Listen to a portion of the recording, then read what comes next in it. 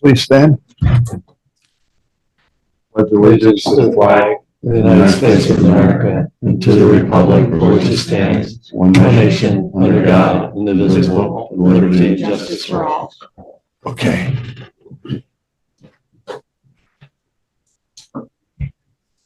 Joe, you want to read Joe's flag report? Certainly. Right off the bat. Wow. Gosh. All right. So Joe's not here tonight, Yep. and I will take starting off with, he wants to let everybody know that the following roads will be blacktopped, and although as of right now he does not have a date to tell you. South Road from Tyro Road to approximately 408 South Road. Tyro Road from the town line to Route 4. He asked that residents please seek alternate routes. Well, once we know when it's done, then everybody know.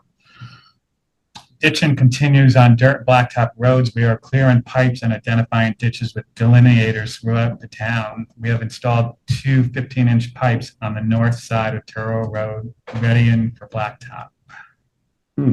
There's 2 mowers are out daily.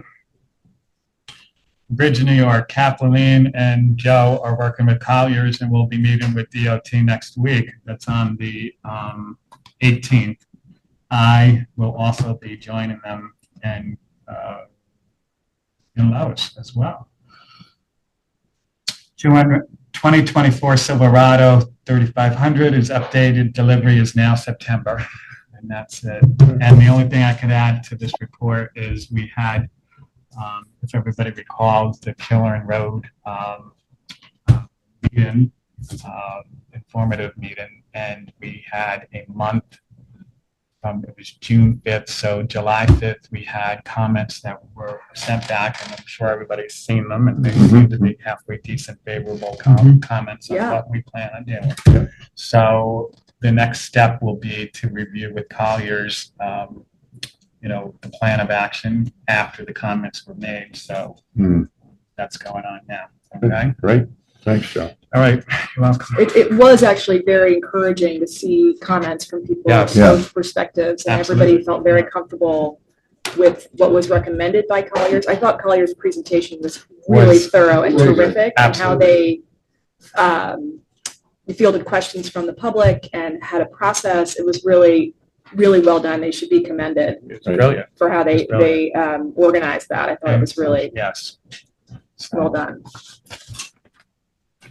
Lois, you want to give us your report? Sure. My reconciliation, checking savings account for May are done, and I have started the June statements. Provided you with the current bank balances.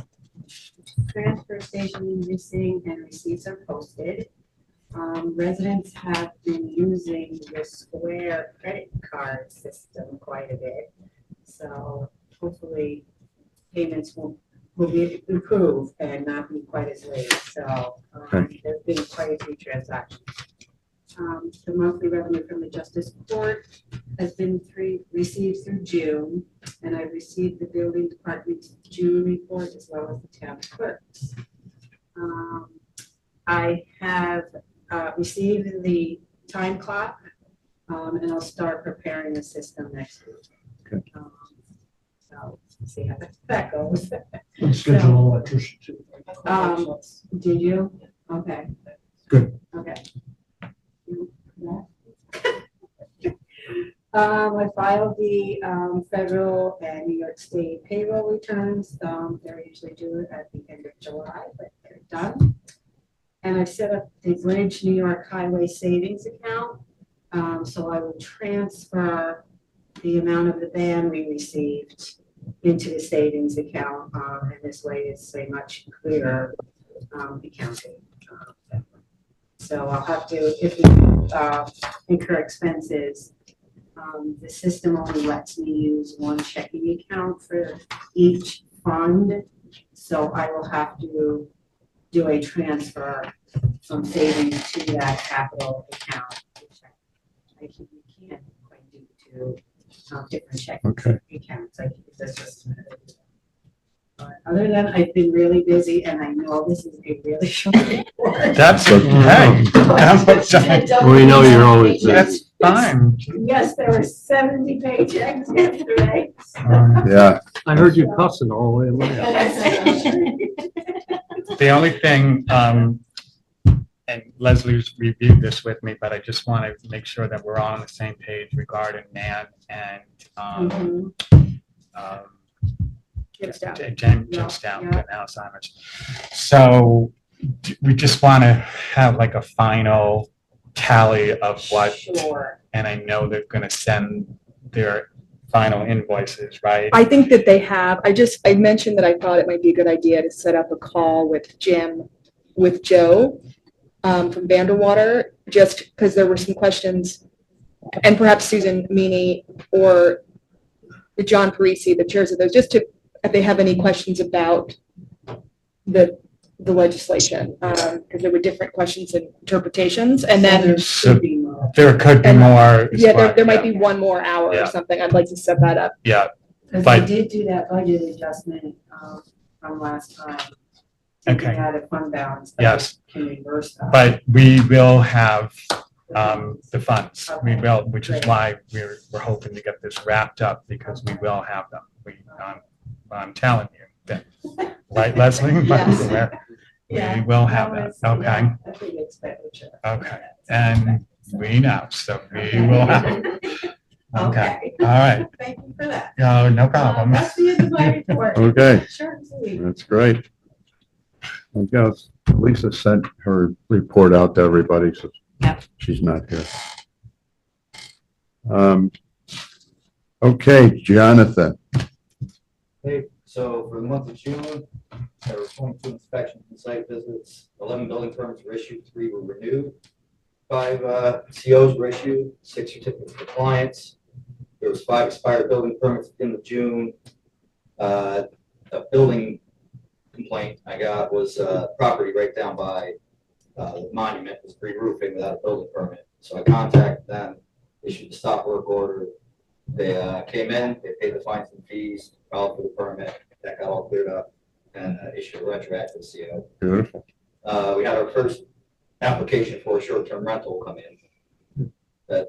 I'm processing it, but took a little bit because they also had the open renovation permit from 2021. And as I went to inspect that, they were re-roofing a barn without a building permit. So there were a few hiccups that I had to take care of before we can issue it. But they have everything in, they paid the fee, so that'll be the first short-term rental, and they'll be filed for it, so. For zoning, I did 7 municipal searches, there were 2 site visits, 2 FOIL requests were received and completed. Had 2 new zoning complaints, one was for trailers on a property that are believed to be unregistered and in a state of disrepair. I attempted to reach out to the homeowner and have not heard back yet, so I'll continue to do that. The other one was for a homeowner burning building material and other things on their property. I went out, talked to them, and instructed them that they're not allowed to do that and how burning can work. They said they won't do it again, but we'll see. So in terms of the property, Yeah, I'm getting on to file the formal paperwork now that my training's complete and I'm pretty much caught up on everything I need to get caught up on. I can hit that full force now. So. great. Thanks, Jonathan. Yeah, they moved the trailer to the back of the Yeah, house so we're trying to hide it. and brought a couple more junkers in. Yeah, I mean, we get an earful. That's the only reason I'm bugging you on it a Oh, little bit. no, is I understand. We all get earfuls. oh, yeah. No, I've had, and aside from just you emailing me, I've had probably 3 or 4 more people come in the past 2 weeks about it. Yeah, so we're gonna get that. Well, keep us in the loop and let us know if we can help, if anything. I'll probably forward all you guys the correspondence that I have back and forth with either Joe or with the tenants and homeowner. That way, everything's documented, everything's listed, no questions, no, nobody can say we didn't do our due diligence. Where is the owner? Florida. He's a Florida owner. Yeah. So, Irresponsible, totally irresponsible. Yeah. Okay, Matt, you want to give us your report? So for the month of June there, the basketball court has been resealed. Pickleball court has been painted and a basketball court has been painted on top of that. If you haven't been up to look at that, get up there and take a look at Yeah. it. He did a hell of a job on Yeah. that. That's exactly what other communities did by bringing in contractors. He did it, he and his son did it. It's spectacular. For the needs that we have addressed right now, he did such a good, I went up there, I was flabbergasted. Wait, so What? you actually painted a pickleball court on top of Yeah. that's Yeah. awesome. So me and my son, I put him to work, taking all the grass out of the cracks. Yeah. And Resealed it, then, resurfaced. Sealed the cracks, resealed it, and then we laid it out, painted the pickleball court, and then the basketball court we had a stencil for. And we painted it and stenciled it in one day. That's amazing. We should People are send, using Wait till you see it. we should send out and I'll coordinate, Natalie's last day is tomorrow, but Natalie's teaching Erin how to do social media and stuff while she's on maternity leave. That would be a great thing to let residents know that that's there. Yeah, Um, because Well, yeah. people travel all over the People have been place. playing on it. The pavilion was rented the Saturday after he completed it, and the guests that were at the pavilion came down and played on it. So, this, a question along that same line, what do people do, like, if they can't get there until later, they want to play later? They have to be there Yeah, before they the have to be 10 o'clock. there during hours. Yeah, We have a couple that have been coming steadily. In my report, I've got some things to address that issue. okay. All right. One of the tennis court. Well, great job, Matt. Thank you. That's awesome. Skill set. Yeah. The snack bar has been completely new, updated. It has brand new lights, shelving, 3-bay sink, new hot water heater, and new menu signs are up outside. That Matt painted. That I painted, yes. Great sign. He's quite an artist. Very good. The pool chlorine. So about 2 weeks ago, all the tests were not reading at all for the chlorine in the pool. So it turns out all the test tubes were bad. So we got new ones. We have been using way too much chlorine. I am down to a half a bucket a day in that pool. What was it before? True. We were putting in two Two? buckets. Wow. Yeah. What a difference. So I'm hoping to save some money on that. I remember last year when, weren't a couple of people complaining about it, their eyes were burning or something? In the from shallow end, yeah. Huh? Yeah. And some Probably the sections are reason. Different colors, right? Okay. So as you can see, the new We fire have door new there. doors. We'll take care of the upstairs one next week. Now, on that one, I've done the exterior trims today. But to do the inside ones correctly, I need a chop saw, and my personal chop saw is broken. So I like to go buy one. It costs around $650, maybe $700, and also a finish gun. That's $550. But the good news is I only have to buy it once. I take care of my tools, but I I know you can't do do. that job without the right tools. Mhm. So if that's okay with everybody else. Cheaper than hiring somebody. Absolutely. that's incredible. Yes, sir. You can get it when you can. Yeah, the one at Home Depot is actually $200 off when I was at today. So it was only lowest, it was only $300. Wow. Can't afford Were you not to able get to it. log on and, or do you need me to do that tomorrow? We have to figure that out. Okay. Okay, and the last issue is, so the septic is still giving us problems. Right at the small pavilion where the driveway comes up, water's been coming out of the ground. There's a leak in the pipe. I spoke to Doug Weaver today from Superior from Pine Plains. He ordered a new pump for the pump chamber. It's probably gonna be another 3 to 4 weeks to get it. But those are irrigation lines they use. So they can't handle the pressure of pushing all that waste up the hill. So to dig it up and to patch it isn't going to be the right way to do it because it's going to start leaking again. So he recommends that when we get the new pump, we put in new lines from the tank up to the field Didn't we, And that way, that job's already taken care of, and then yeah, I'll didn't we out- figure to do that anyway? Yeah. Yeah. So right now, they've done the soil test. The engineer has looked at it, and Brian Houston has surveyed the park. So right now, we're waiting on is how much water is being used. So after Bob replaced the new water meter, last year it read 1,300 gallons for the entire season. We are now past 5,000 gallons in a month and a half. Wow. I wonder if we have any leaks, That's just, any other leaks? No, because it was a broken gauge. Yeah. The gauge wasn't reading properly. and that new gauge is, so that Yeah. seems about right. Yeah. That's my report. Matt, you want to brief everybody on the lightning strike? Oh, sure. So what was that, 2 Fridays ago now? Yep. That took out the meter for the pool pump. It was out for probably, I don't know, at least a week. Mike Schultz had to order a new panel that came from California. They have hooked it back up before the 4th of July. And everything seems to be all right. But it got burned up. It's It actually was much, some fire. Yeah. Yeah. Yeah, we owe Mike Schultz a big thank The you. video. Does, like, Mike insurance took a take care of video. that, or? It's made It should be. $500 deductible. Okay. And they have the receipt from the invoice. Okay, good. How much deductible? 500. It was like 35. Yeah. Yeah. What Matt forgot to say is that he also installed cubbies in the library booth that were falling apart before he did that. And he also painted the concession building. He scraped the small pavilion to get that ready for painting, and the pump building he repainted also. He also replaced the poles for the volleyball net. They were what, They just rotted and fell over. rotted. And the septic system was done on.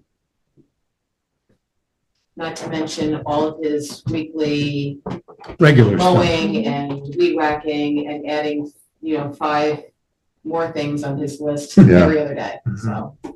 Great job. Awesome. Yeah, really, a fantastic job, both of you guys, because I know Johnson, you've been helping out. Appreciate that. If you could do one more thing for me whenever. This little ditch out here goes across where the line, can you get something to just put in there, whether it's gravel or whatever? Well, gravel, Gravel. we filled it in with gravel, and Yeah. every time a car goes over, it takes a little bit of gravel out. Yeah, and it rains and it's gone. So We have to pave it. I don't know when it's gonna be paved or not. Joe Spagnola told us not to patch it because the whole parking lot needs to be done, but Yeah. Right. here we are. So coordinate and find that out. Yeah. Maybe not gravel, but like item 4 where you can compact it, would that, Well, that's what's Better. in there now. that's what's in there now? Yeah, and when it rains, Yeah. it just comes out back out. We didn't. It does compact slow it. people coming in and out. Yeah. Slows it It's almost like down. a speed bump. Speed bump. We'll get it fixed. Get it fixed. All right. Thanks, guys, both of you. Whoa. Lisa, you want to run down your report? Sorry, I thought I was after him. What? I thought I was after the building department, sorry about that. All right, so the final roll was filed for 2024, posted on the website and returned to the UK Journal.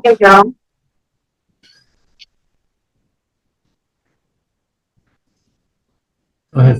Sorry. Go ahead. Sorry. No, it's okay.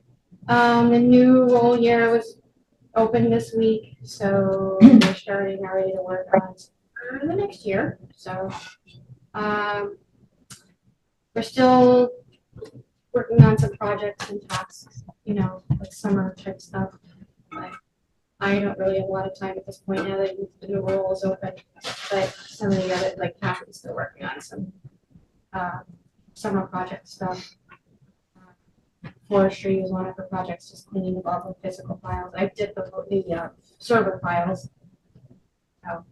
Still have some old stuff that needs to be filed, which I worked on too. Each year it gets better and better. So, we're just trying, and, originally, the way things were set up online, we did not have things by each property. now every property has their own folder. So ultimately, we're hoping, just like the physical folder, we'll have the same thing online, where everything will be in that grid folder number.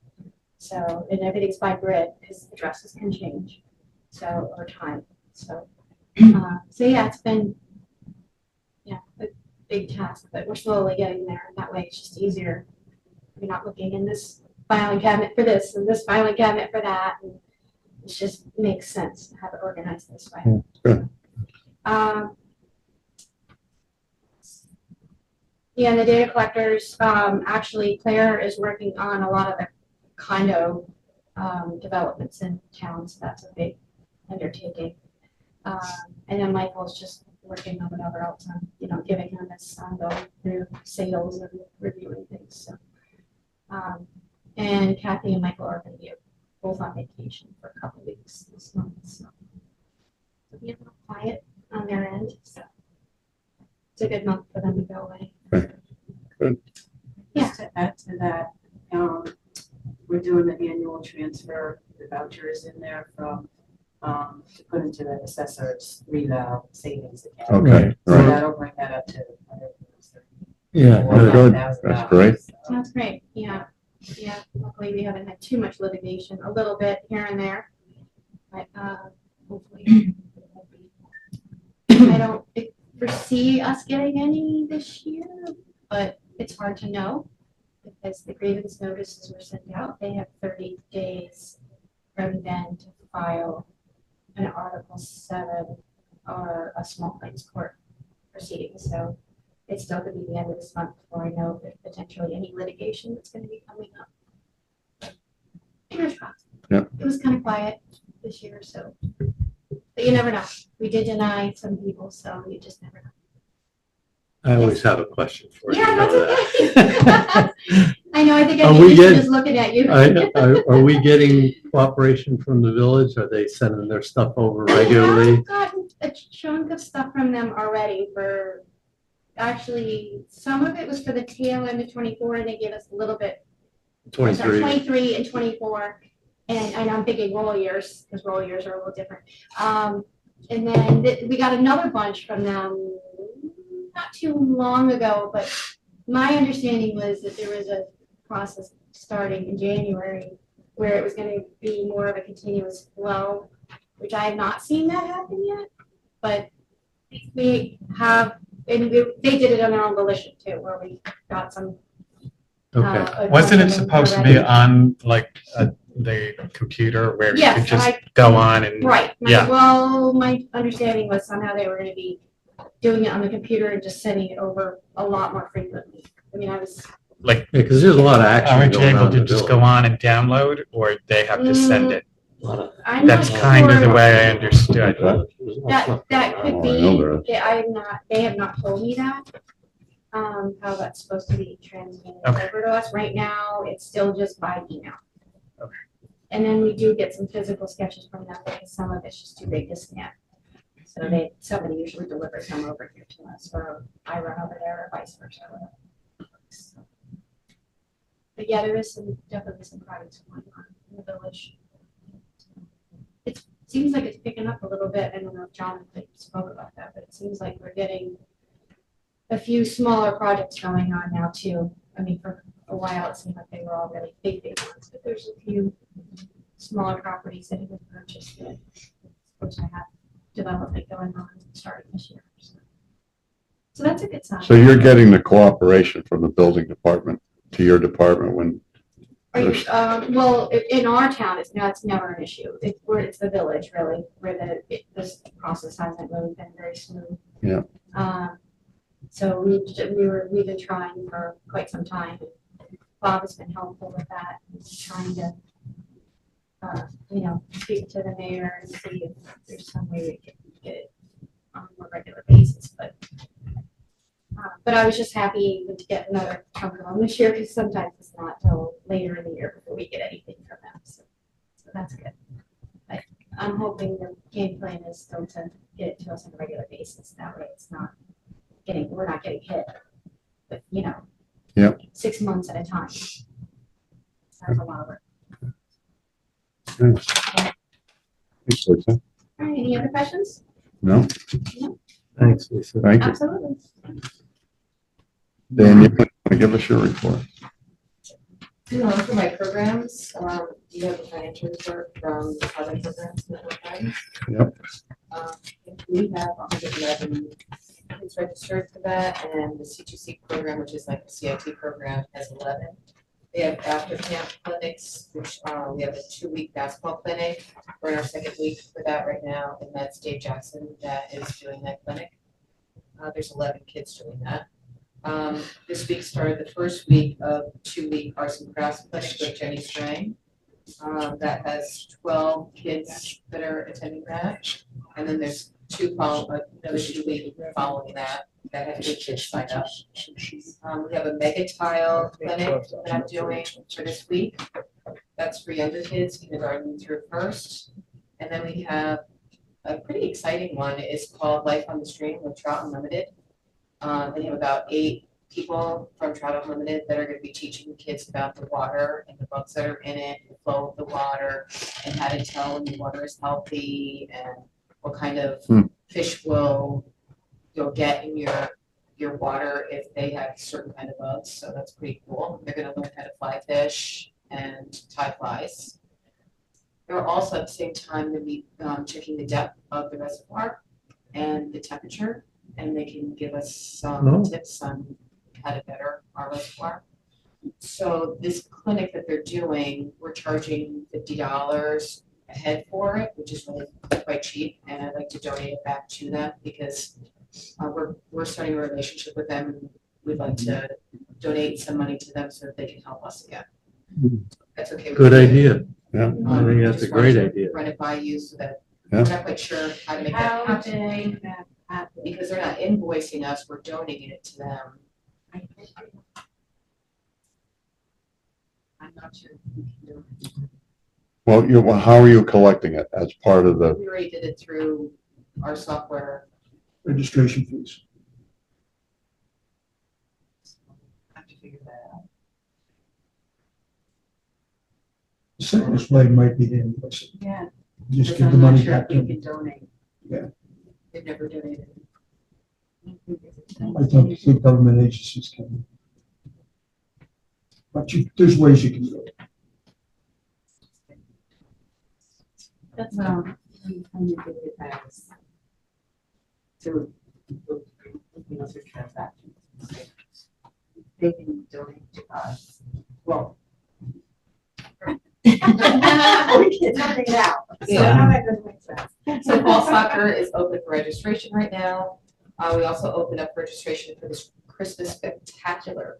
So ladies and gentlemen, we have great seats to go to Radio City Music Hall. They are right up front. Orchestra. Orchestra, thank you.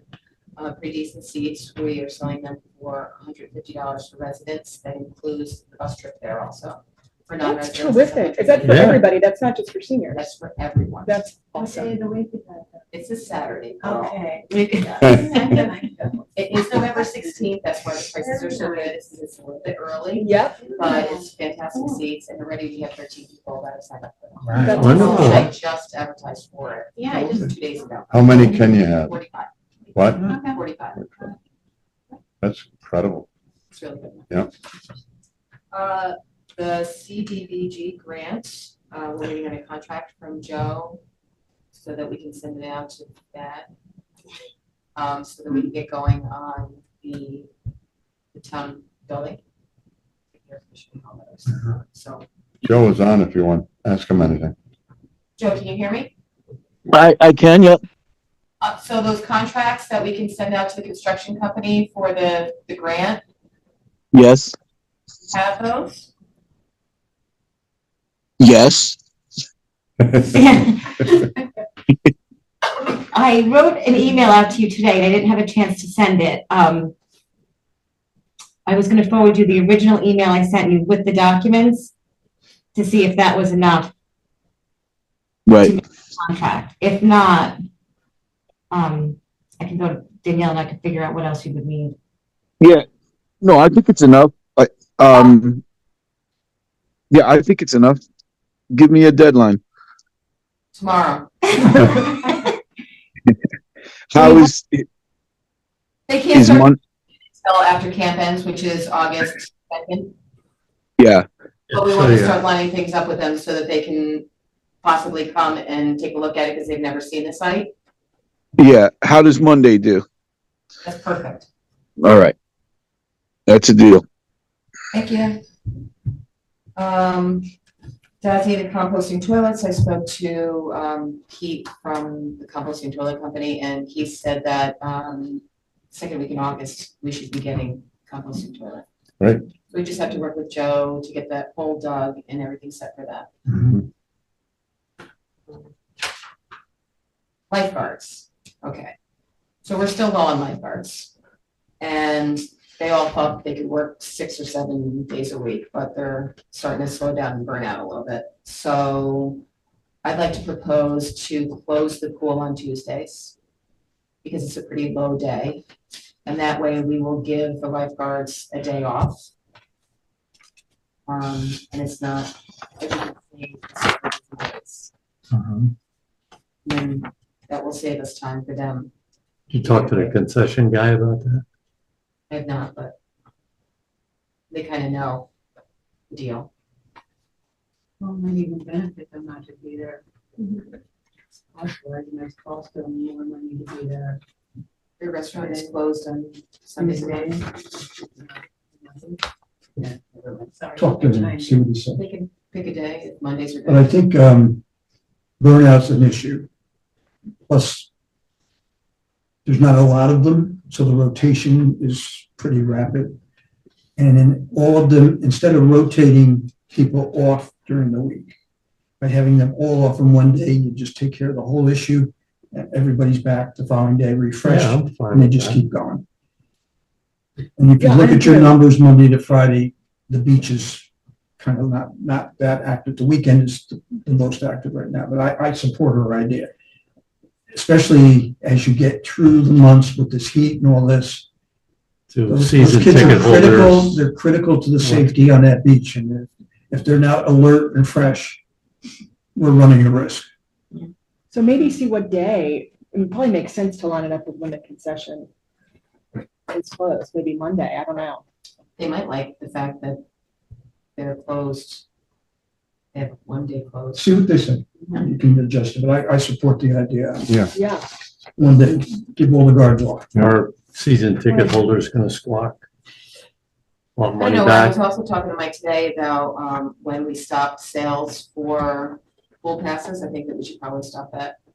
I recall pool passes didn't get sold the second week, after the second week in July. Because camp was finishing at the end of July. August is like a ghost town up there. Everybody goes away, so the numbers drop down. And very few people bought passes, but I said to check with Lois. Lois, you could go back and look maybe at the revenue for passes the last couple of years and see when the revenue really dropped off for passes. And that's probably when we stopped selling them. It's hard for me because it's lumped into just parking pool. Oh, it's pool, all the money's pool. Yeah. I think it's in Maybe my on rec the, software. yes, Yeah. on her rec software. If I recall, I think we did, but I can't swear by it, but I recall. I remember we used to get people that used to scream, oh, you're closing, I want some money back. yeah. So we'll have to see. When you break it down, it's really not so much that How much is a pass? it's 160 per residence. Cheap. And that's a family pass, so that's up to 5 people that can come in at that. And again, we'll be faced with lifeguards because the rule is you have to have an 18-year-old or older in that late August, September weekends. And a few years we've lucked out where the 18-year-old is going to Hudson, or is going to Dutchess Community College, so they're local. But if all those college kids disperse, you have to close it, even though you got high school guards, they can't do it. Our main lifeguard just got a job at Marist, and she'll be starting in August. Right. So she's our oldest and most qualified. Another note, I've been working with Optimum since May 7th to try and get Wi-Fi at the park. And I just approved one today to get it going, so they'll start construction soon. I don't know what that means according to Optimum, they didn't give me a date, but probably before the end of the year, or sooner. What are they gonna do? They're putting in lines for us to, putting in lines from the Cable. pool to the main building, and then our tech guys will have to do some work after that. Yeah. Yeah. The concession stand people, Julian's, are thrilled with the space. They're grateful for being there. They're making good money. So Good. Oh, good. That's Fantastic. Good. you have the pool attendance reports that I've given to you. Yesterday, while I was at the pool, we had a mom come to me and complain that our lifeguards wouldn't allow her 14-year-old son to stay there unsupervised at the pool. What I didn't realize was that our signage that's been up for 25 years says that if you are 13 or older, you are able to stay at our park unattended. I don't really feel comfortable with that, and I don't know if you do. I think that 13, 14-year-olds are too young to be Yeah. sitting there by themselves. I called the town of LaGrange to see what they do, and they said they have to be 16 to be there by themselves. The malls say that on the weekends, you have to be supervised, 17 and up, or 17 and under have to be supervised by somebody that's an adult or somebody that's 21 with your teenager. So I don't know how you guys feel about ages. Well, let's, 13 is definitely too young. They're minors. 14 is too young. 14's a minor. so make it Make 16. it 16. Last year too, there was 16's an a incident minor. with 14-year-olds who did some graffiti damage up there. And were just running around unsupervised, but, They were there with supervisors. but they were there. supervised. But I think, Also, I think sometimes the parents are using us as babysitters because they don't want to find a babysitter. And so I agree with Danielle and I spoke, I think 14, 13, they're minors, they're little kids. If one kid gets hurt, who do you turn to? But if there's a senior, an 18 or 19-year-old babysitter or a mother that's watching multiple kids, you've got an adult you can go to and communicate on the emergency itself. But I'm backing what her proposal is. Okay, so her proposal is 16, but that's minor as well. that's correct. But we do have lifeguards that are So that's my point, is our lifeguards can be 15, but they are supervised. By They an have to have 18-year-old. at least an 18-year-old. Yes. Our counselors have to be 16 in order to be Right. employed at our camp, so. Okay. So can we change that sign? Sure. Just a number? Matt can do. Matt can do that. Matt can do that in 5 minutes. He is amazing. We are probably going to get a little bit of pushback, Yeah, particularly whatever. from one or two mothers who basically had approached Danielle. I'm going to suggest they give me a call. and Yeah. We'll talk about it. Yeah, absolutely. So you all agree? So on- 16. Yeah. Okay. Yep. I think that makes sense. Thank you. Yeah. I do. Yeah. It's just, I remember when we were kids. I know. Oh, yeah. We were not 16 and Right. we were there all day. But if you remember, We were when there all Right. day. you guys were 12 and 13, We, you had to step over people to find a space on that beach. Yeah. And the mothers were mothers of everybody. Yes. So if Johnny Doe was acting up and Mary Smith's mother was over there, Mary Smith's mother went over and told, knock it off, the head of the Change it. pool, change the society. when we were kids, if we screwed around, the Yeah. phone would ring Yeah. and my father would be there 5 minutes, let me tell you. Well, before you got home, they knew that something had Oh, happened. yeah. Oh, yeah. And you wouldn't go swimming What now. is the, for 5 can I just ask, is the rule that's being proposed, if you're 16, you can be there unsupervised? It's under 16 that can't be? Correct. Correct. Yeah, Yeah, okay. Joe, what's your view on this? No, the only thing I would say is that 16-year-olds don't go to the pool with their parents. It's actually a thing that youth want to do, and I would think, you kind of want them to be able to do. But yeah, I think 16 makes sense. If they can be there, under 16, you need somebody to go to, like you're saying. 16-year-old can drive. Yeah. Right. Right, exactly. Right. It's almost like it's one of the few freedoms that a 16-year-old actually has, I think. True. Point. So All right. I mean, we all good with that? Yep. Thank you. Seniors program. So we had our lunch at Mile Church and it was very successful. They were very happy. The food came from Nuchis once again and it's delicious. Right? Yeah. Great. We did a trip in June to Villa Roma. There were 31 seniors that went and made a great time. And on Saturday, July 27th, we're going to Lake George. And there's going to be 42 of them signed up. Wow. That's awesome. Yeah, they're really excited. That's the one that they ask for every year. And we have one more in the fall. Very good. One of the mini haha. There's one comparable to it. This one Yeah. actually has food on it, and he does. Oh. Thank you very much, Danielle. Thanks, Danielle. Danielle and Lisa, before you both leave, I just wanted to tell you, I talked to Natalie today, because she's leaving tomorrow. But Erin is taking over with posting and social media stuff. And she was suggesting, I'm gonna talk to Erin about making sure that, I want Lisa to know too, when you, I'll send an email out to everybody, but, I don't think she heard you. I don't think she heard me either.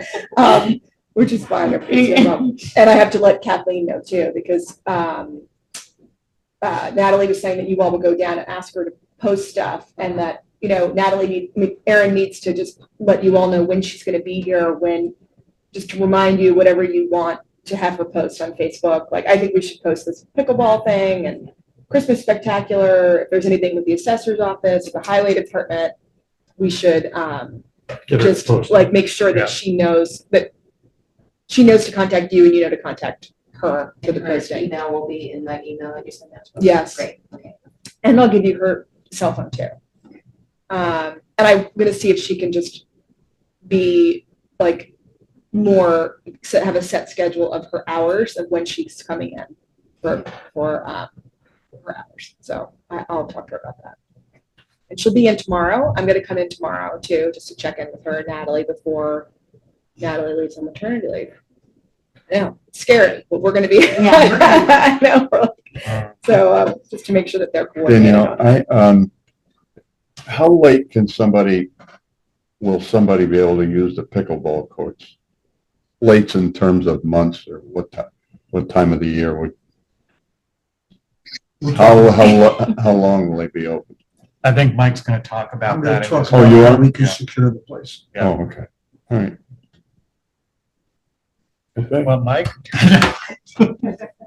Chrissy, you want to give us your report? Sure. Okay, so the 2024 tax collection is complete. I picked up the paid tax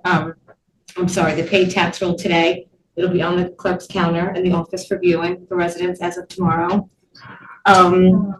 Also, on July 1st, we went out to bid on the roof. So it was posted in the Poughkeepsie Journal, on our website. I personally contacted JP Woods, J&A Roofing, and Harris Roofing. And the submission, and one more, Heritage Company, construction in Connecticut. The submission date is 7/23 at noon. So hopefully we'll get some. Would it be beneficial to find out who did the firehouse roof? Yeah, we know who did it. It's a metal roof. Oh, that's Yeah, metal. there's two I'm metal. sorry. And Okay. JP Woods was the general Yeah. contractor. So hopefully we'll get some bids back on that. And the only other thing I have is that our whole hunting and fishing license, I sent you guys an email, Yeah, the whole wow. way it's worked for 50 years is changing. So it's going to be a big shock to our hunters who are like clockwork. They come in. So normally we print out a little orange license that they take with them. Now we have to get rid of all that. And they want us to print out the licenses on 8.5 by 11 waterproof paper. Right. So I think the idea is to slowly start getting people to buy them online from the actual DEC as opposed to coming in. So we are ordering a printer for Kristen's desk to have its own printer. We're going to order our waterproof paper. And then we're gonna order some kind of like clear tags. You might be able to get a laminator. The problem with the Do you know what I mean? laminator, Just take the regular paper and put it in the we have to buy a laminator. special laminator for the waterproof paper, and that's very expensive. It's not off the table, But if, nothing's off but the if, table. but if you, Does but the if we had state- a laminator, wouldn't that make it waterproof and we wouldn't need the We waterproof wouldn't need the paper? water. Oh, wait, so I guess I went to Require a that- meeting on this, and I guess they did various different types of paper. You can Mhm. use it, if you use regular paper with a regular laminator, it does get wet, and the actual license will, the ink will run. Okay. So, I came and I asked for a license. Yes, We used to get paper and you would get the tag that you had to put on your back correct. Now, I think you have to cut your tag off of the paper. off of the paper. Does the state reimburse us for any of The this state expense? is gonna give us no financial assistance on this. It's up to each municipality, and if you're not happy with the direction the state is going, you can won't be opt able to out of your license. license agreement, which I don't recommend. We can't do that. No, they, Yeah, yeah. Ah, But, okay, so if we would not obtain revenue if we did that. and I Yeah. think if I'm correct, we didn't get the it was about $8,000 that we took it as a whole, and we get a percentage of that, so we do have a Yeah, We get a really percentage. solid group that, Oh, yeah. well, it's a service that they expect from of us. course, Because they want everybody to go like this. Is that gonna be fishing They'll do it also in the themselves. future? that's gonna be fishing, Wow.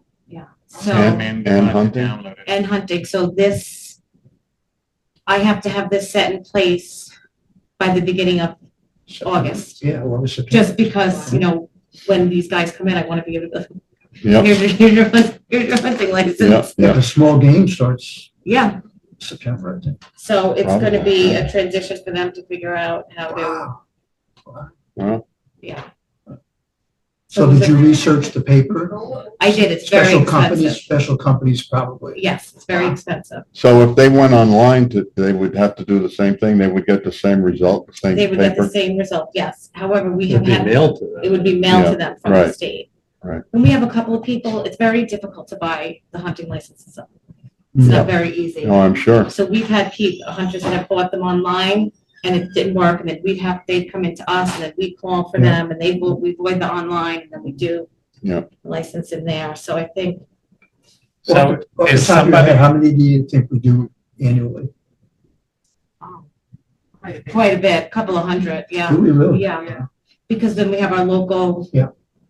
non-residents who are vacationing here and they Yeah. want a non-resident license. And people that are coming from all different areas of New York. So we're a destination, hunting license destination for sure. Yeah. Who knew? Who knew? And I didn't know this was gonna be an issue, but we're gonna figure it out and make sure. Okay, good. Waterproof paper. Yeah, so Unbelievable. we'll give everyone. Yep.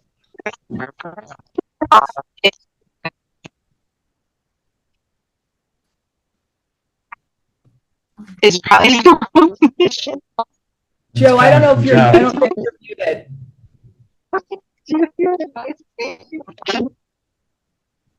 Joe, are you at a dinner party? I don't know if you can or can't hear us. So yeah, so we'll sort it out, it'll Okay. work out. how does the state know that we're in compliance? Our license, if we are not in compliance, our license will expire July 15th. Yeah, but how do they know that? I renew it. I Yeah, but- renewed our license. But how do they know that we're Doing this. that we're I buying went to a meeting, waterproof paper? I went to a meeting and Well, I they- signed up and They patrol. That's the, okay. renewed our agreement. Normally you don't have to renew your agreement yearly, but because of this transition, they. Yeah, Fish and Wildlife patrols patrols different areas, like they'll go to some streams where they know people fish. They go where they know they're hunting and they check people. And if you don't have a license, it's a big fine. Yeah, and I'm sure if we didn't renew, they'd probably take away our DEC software, whatever it is that we Oh, yeah. have, that. Mhm. Mhm. That's a service, but boy, that's Yeah. a no, big that's- change. Thanks, Chrissy. Is that it? That's it, I think, yeah. Okay, Leslie? Okay, so the planning board met on July 2nd. They had 5 applications before them, but two of them were applications filed under two different LLCs that are collectively the Cottonwood property. I'll get to that. But the first application I heard was from a resident by the last name of Ibanez at 211 Hammond Hill Road. They want to put on a deck, a pool terrace, and an accessory structure, but they are within the wetlands buffer zone, and they're seeking a wetlands permit. I should mention this was a workshop, so they were coming to get feedback from the planning board. They explained, or the representative explained, that they are within the wetlands buffer zone because it'd be more difficult for them to dig it out to create a flat surface for the pool. The planning board asked them questions about why couldn't it be in other locations outside of the buffer zone. And they asked them to go back to the owners to see if they can discuss relocating it elsewhere on the property. The planning board also had questions about erosion and sediment control. The planning board decided that they will refer it to the CAC for comment, but they're not going to refer it to county quite yet until they hear back from the resident about whether ultimately they'd like to site the pool. Next application was from a resident by the last name Presser, 97 Valley Farm Road. They went to the ZBA, which granted them a variance because they are looking to increase the size of their home by 25%. Yeah. They were before the planning board seeking site plan approval for these plans, which is an addition of a porch and a bedroom. They would need a special permit and site plan approval. The planning board asked for additional information from them for an EAF. They have to notify the village because of their proximity to the village. Planning board identified it's a type 2 action under seeker, and they made a motion to refer the application to county and to the village, and they scheduled a public hearing for this application in August. Ingrid Von Wers came at 57 Edgewood Drive, just really for a workshop. She was looking on guidance about how to subdivide her property into different parcels or combine them. So they gave her some direction, encouraged her to retain a surveyor to do that and to get some legal counsel. And then the last application was really presented by two separate LLCs, but they're both, for the Cottonwood property.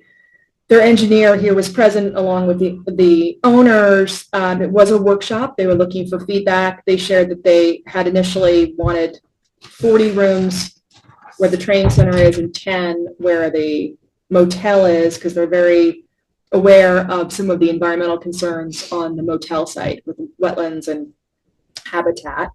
They also wanted to include a tennis court, a pool, and a restaurant. They submitted some sketch plans. They were looking for direction about flexibility. The planning board was pretty clear that they are, confined by what the overlay has outlined. I'd like to set up a call with Joe and Ariel and Jim Stout just to clarify, because I just want to make sure that everybody understands, doesn't have any questions about the legislation itself. They now understand the room limit. The planning board asked them to kind of go back, look at the overlay, and then come back with another plan. They can get to, if they want to do a historical adaptive reuse. They were saying it's very difficult for them to do that because the training center really, I guess, is in such disrepair, it needs to be knocked down. So they were looking for guidance. Their engineer was really thorough. They've already done soil testing and water testing, and it was quite an impressive presentation. But again, just a workshop. They were looking for guidance. Yeah, good. So that's it for the planning board. Can I make a comment? If I understood it correctly, the planning board said to them this is not adaptive reuse, and there's only 20 per parcel allowed. Did you get that as well? Yeah, but what I just described was that they didn't really present a plan. They presented their plan that they hoped for, and the planning board was giving them direction to say that adaptive reuse is the way that they can. Can I add to this? Yeah. So I think to your question, Howard, again, it was a workshop. It was not official plans, but they proposed 50 rooms. Yeah, right? And Susan Meany advised them that it's more than what's allowed, That's what I heard. okay? Yeah. So it's more than what's allowed. They only allow 20 per parcel. Right, 20, right. So, if they have an adaptive reuse and they can, No. no way, they can increase it with incentives. But if they tear it down and start over, 50 is not allowed, it's 20. No, 20 would be, 50 is not allowed on, in any of right. the sections. So exactly, there's, right. there's 1, 2, and 3, right? For the different areas. The only way you would ever get to 40 rooms is for in any of the areas. So that's, let's say zone 1, Right. right? Is if you have historical, adaptive reuse. In their particular case, there are 2 parcels. So they could have 20 and 20 if they want. What they were saying is that they wanted to put more rooms on the training side and fewer rooms on the motel Exactly. side because of the environmental sensitivity of Right. the motel side. So I don't want to debate what they are proposing because really they were looking for guidance, and Susan was very clear with them. This is what the overlay says. Read it. The planning board is not in a position Right. to interpret anything And she gave beyond good advice. what that She law gave- yeah, she says. did. And so they were, very, they listened to it and said Yeah. they're going to come back. I saw that their attorney sent an email to Joe, I believe, asking if they would need to go to the zoning board for something, a variance on something, Yes. or what it was. They're going to do that. I don't want to even debate. This was a workshop. It wasn't an application. Yes. But yes, That's they, what Richard To answer your question, Phelps said, right. not me, planning board person. but I want to, what I was just also saying is I want to make sure that the planning board and the zoning board and Joe and everybody is on the same page interpreting the law of what it says. Yeah. Because there was discussion of people in the audience offering their interpretation, which is different than what Jim Stout has described. So I just wanted to make sure that everyone understands what the law says as it relates to parcels and zones and adaptive reuse. That's another question. Yeah. Correct me if I'm wrong, I could be wrong. I remember when this started, it was 3 uses that you could have. 1 on each parcel, maybe 20 or 40. Now, is that changed? You have more than 3 hospitalities now? No. No. What we did is we took the feedback from residents that were concerned about, right now, the Cottonwood, what was formerly known as the Cottonwood, has 20 rooms. The Millbrook Training Center, when it was a hotel, had between 15 to 20 rooms, Right. from what I've been told. So to say to someone who's purchased those properties that they're able to have on those 2 separate properties up to 20 rooms for a maximum of 40 rooms if they're using the footprint of that building. Or if they built something new, they could do that, but nothing beyond 40 rooms in section, that overlay section of lot 1. Does that make sense? Sort of. Yeah. How many hospitalities can you have? I thought the number was 3 originally. There's Yes. 3 sites, that's it. No, 3 no, sites. not 3 total. That's what I'm asking. Yes, and I just answered that, there's 3 sites. There's 3 That's sites it. and 3, All right, so 3. each site can have 1, or can some sites have 2 and some sites No, have the No, 1? only site that can no. have 2 would be the Cottonwood because they have 2 parcels. The others, this is considered 1. Yeah. This is 1 that could be up to 40. This is 1, and that would be an entirely new build if anybody built anything there, and there's no plans for that across from Bennett. That would be an entirely new build, so that could have up to 20 on that. This is all described in the law in detail for each of the I've read the law, but zones. I think that the law got changed a little bit along the way. It got No, changed in it- response to really detailed feedback from residents, including a letter from Susan Mancuso, which we read, and she had some interesting points. In November, we went back and made changes to make it even more explicit and more descriptive, But the final to law, make sure that the number of rooms in each section was very clearly defined and that Okay. there was no question about it. but the law that we adopted after all those changes were made, Yeah. after 4 public hearings, has not changed. Okay, so just simplify it. I have a question. Aren't there multiple lots in the Bennett section? Like 4 different lots? Yes, but that's considered one zone, so there can only be one hospitality venue in that zone. That's what I'm trying to. So why is the Cottonwood not one zone? It is one zone, but they have 2 parcels that had pre-existing hospitality units on it. And to say to someone who's purchased 2 separate properties that they can have fewer space and less than they already have now. But that's already allowed now, is not good common sense policy. So that's why it's written that way for that particular zone. They can have up to 40. I don't think it was written that way for a particular, I didn't think that Cottonwood was isolated as special features for that zone. Well, it is because of I also think they said 1/3 of their current building is in the wetlands.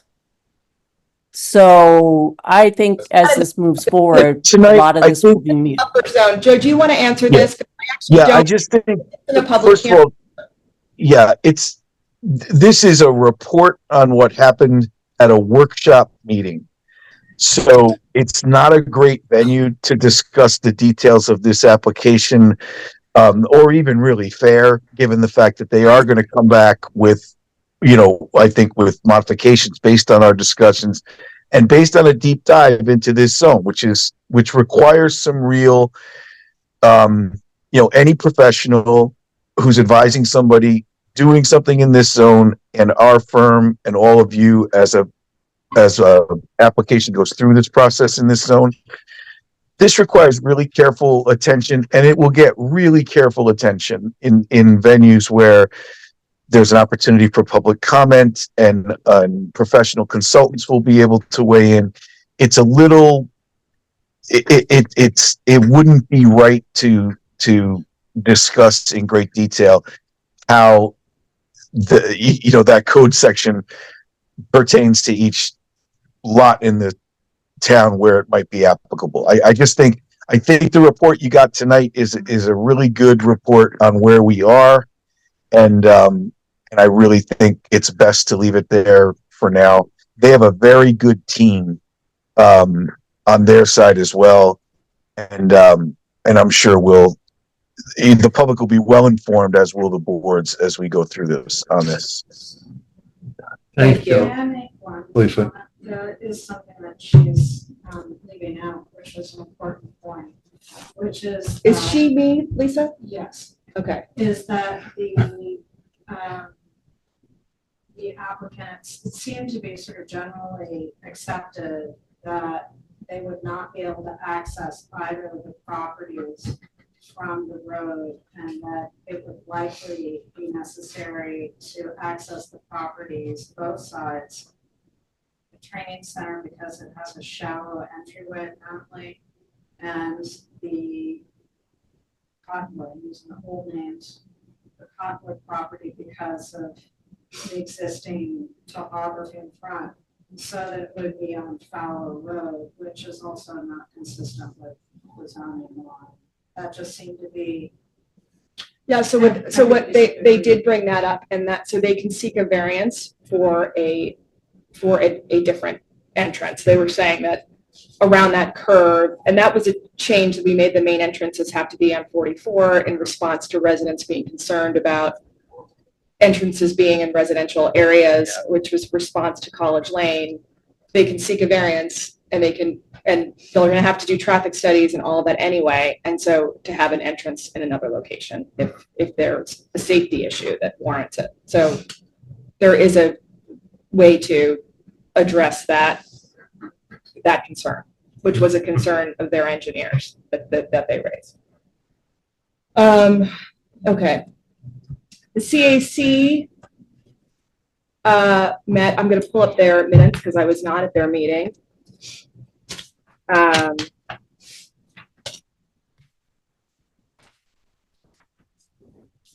New business, the CAC, Margaret updated Pam Scott. The CAC has not met yet as a group, but is in the process of establishing membership.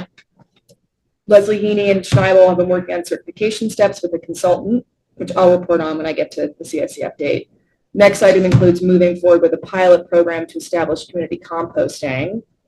Howard Schuman reported on CAC relevant discussion at the following public hearings: the wetland permit application I mentioned.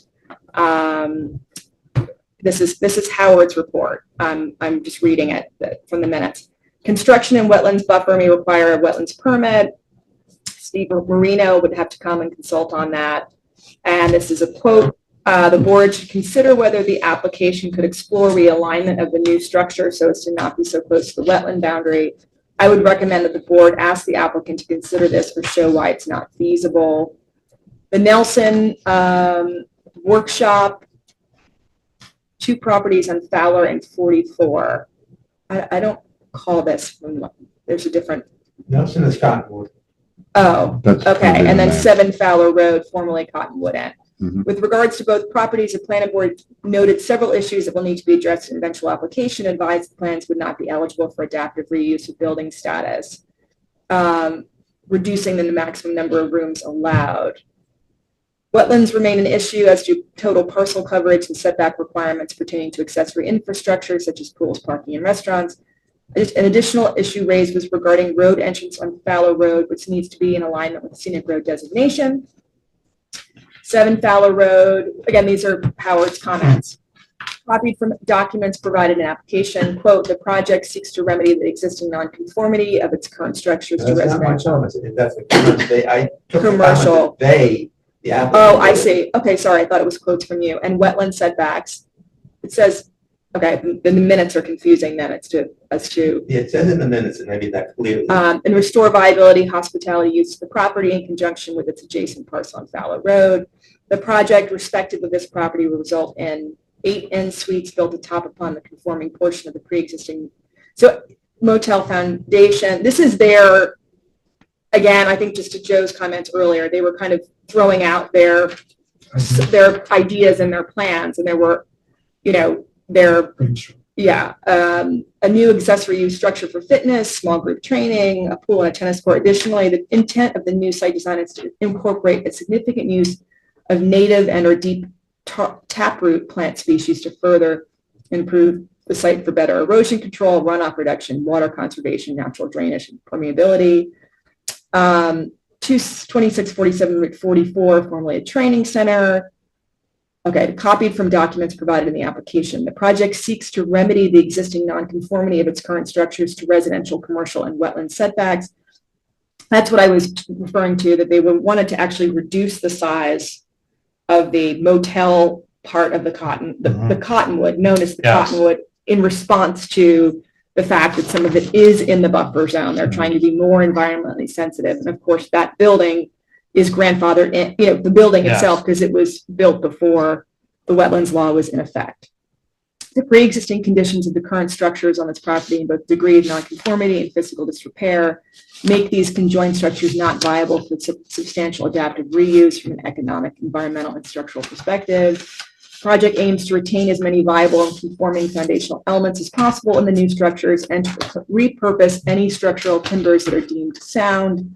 Additionally, the intent of the new site design is to incorporate significant use of native and or deep taproot plant species to further improve the site for better erosion control, runoff reduction, water conservation, natural drainage, and permeability. I was very impressed by their engineer and how sensitive they are and forward-thinking they're being about ways they can protect the environment in that area, recognizing some of the challenges.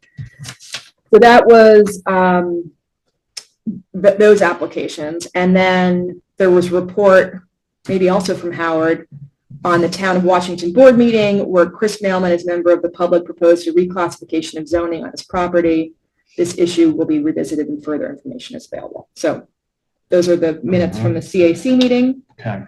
The CSC, Margaret Schneibel and I met with Mike Herzog to talk about the natural resources inventory. We are trying to figure out, and Mike reached out to Sean Carroll, who's no longer with Cornell, but did all of our maps for us and knows our water mapping particularly really intimately. We know that where the aquifer for the village is, that there is that protection zone over the top piece. What the water map shows is that there's and I don't know if it's southern, it's the part that's closest to 343, if the map goes like this, right? So the part that's off of 44 on that side is protected.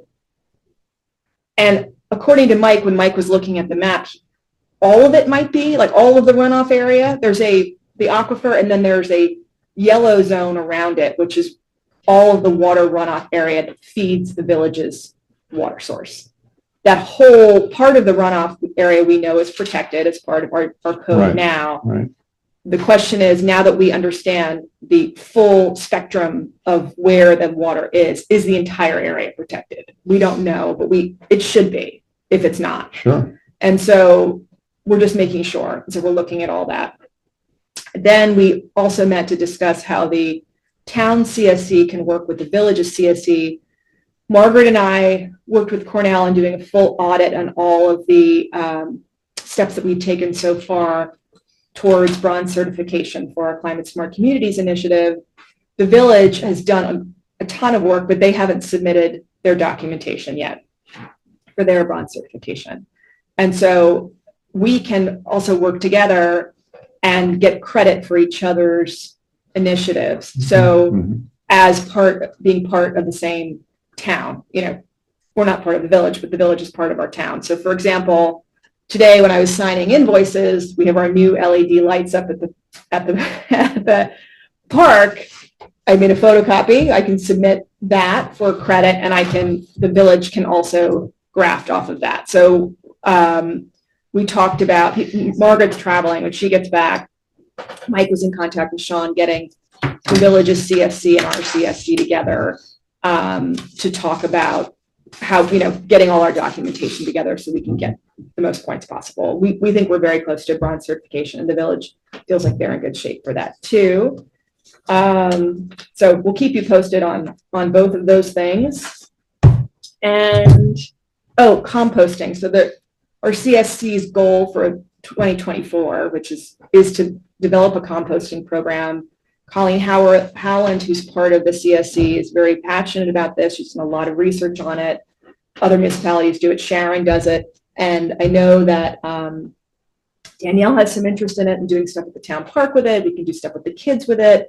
I'm going to see if the schools want to get involved. I did speak with the head of the science department at Millbrook School in the spring, who's a friend, to see if the Millbrook school kids would want to get involved with it too, because they're all, they can help do the science, and they're always looking for, projects there. So anyway, we're going to get that together and get that going. And the village is also interested. Do something at the transfer station? Yes, definitely at the transfer station. Yeah, because they do it in Long Island and. He does. So that's the thing too. So one of the members of the village's CSC did go to the transfer station, and someone said, "Oh, we're doing composting, but it's not food scrap composting. It's something else." And so, it's leaves and grass. Leaves and grass. Okay, Right, exactly. And so, and they do a good the job. CSC, the village CSC member was like, "Gosh, I wish I knew about this, because I'd love to be a part of a compost. We just need to get everybody together and then get it out on social media, let people know where we're doing it, what they can do. The library might want to get involved. Courtney there is amazing. So anyway, that's just one easy goal between that and getting our documentation together. And the last thing is E-code, general code, getting our stuff online. Joe, do you want to just give a brief update on that? And do I need to schedule a public hearing for August on that? And this is just, we've already given them the legislation we've adopted this year. Yeah. Put that, to get that online. And then the other changes that we've made are not changes that are substantive, that require more conversation. There is a list of those too. These are more just finding inconsistencies within the code that we need to clear up, and then removing stuff that's obsolete, like, the building inspector title is different in the code than what things like that. It's housekeeping kind of things. So we just want to get it up and online so residents can refer to it and applicants can refer to it and then we'll tackle the stickier questions after we get the current code up. Joe, anything else you want to report on that? And what do I need to do? Yeah, I think you schedule the public hearing, and the only other thing that I would add to it is the nature of the things that we're saying we're gonna leave alone and address once the thing is up are the kinds of issues that require policy decisions about whether or not we still like, it's certain aspects of the code that where there might be some conflicts in language, and we need to make a policy decision about which clarification do we want to make. The stuff we've cleaned up and tried to clean up ahead of time is the stuff that is clearly just a miss, or the syntax is wrong, or a reference is wrong, and that kind of thing. But I think we're at the point certainly where we should get it up. We should definitely go forward and get it online. Yeah, 100%. Because I think that could take time, and if that's going to require public hearings, I'm sure residents are going to have opinions about certain changes, and that could just take more time. So I think in the interest of just getting what we have that's clean and up, and then the other questions, and then additions of things like, forestry, we don't have that. Jeff Bettistoni had recommended something. Remember, we looked at it. Like, we just have to kind of finalize some things and talk through some things and decide what we want to do on certain things. So you want to schedule the public hearing? Yeah, so I'd like to schedule a public hearing for our August meeting to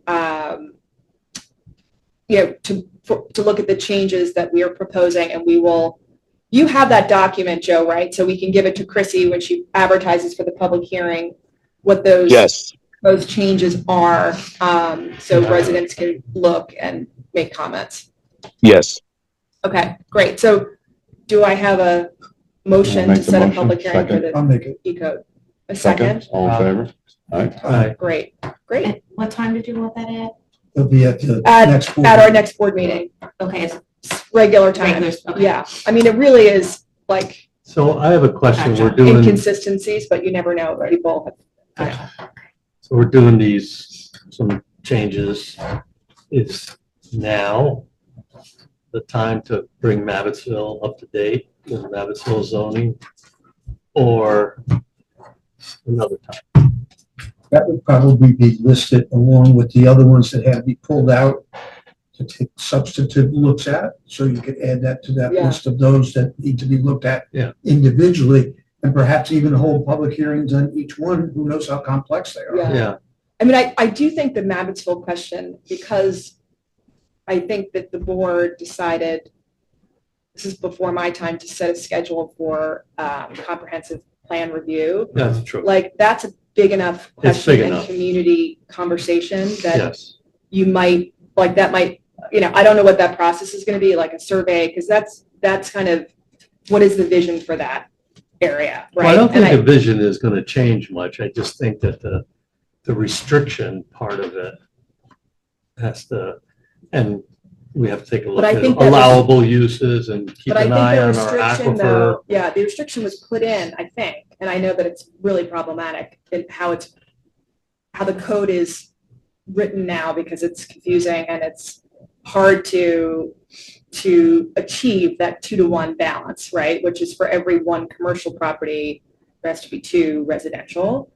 But I think if you remove that and just made it commercial or mixed use, you'd get residents being concerned about sprawl in Mabbittsville, or more commercial development, like gas station, kind of what kind of commercial development do you allow, stuff like that. Well, that's what we have to tighten up on, is what's allowed. And That's I mean, why we have a pretty good list now. Separate subject matters. Right, so it is separate. There's no doubt about it. And we have think it's gonna be a big keep our eye on the aquifer up there also. Yeah. So it's Well, very important. that should be, because now we have the updated map, right? And which was also really nice to see the engineer for the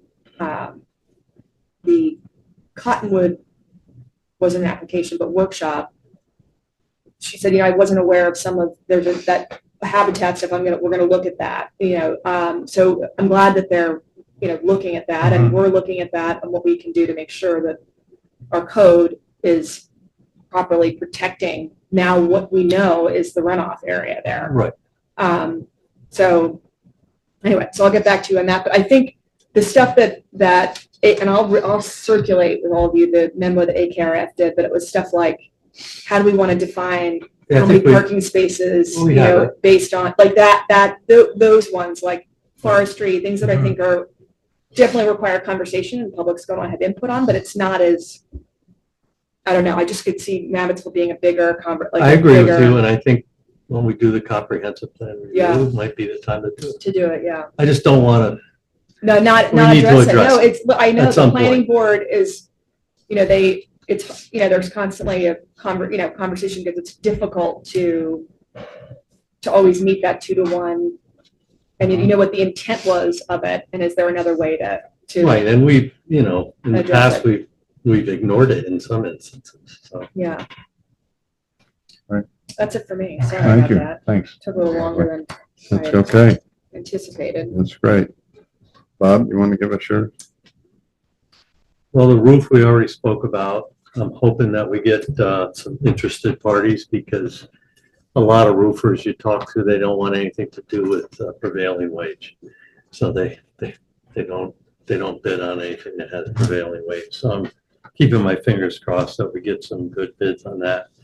I will speak to Joe about the parking lot situation with where we dug it out for the generator lines and stuff. Danielle spoke about the septic at the park, and we kind of know that it's got to be done.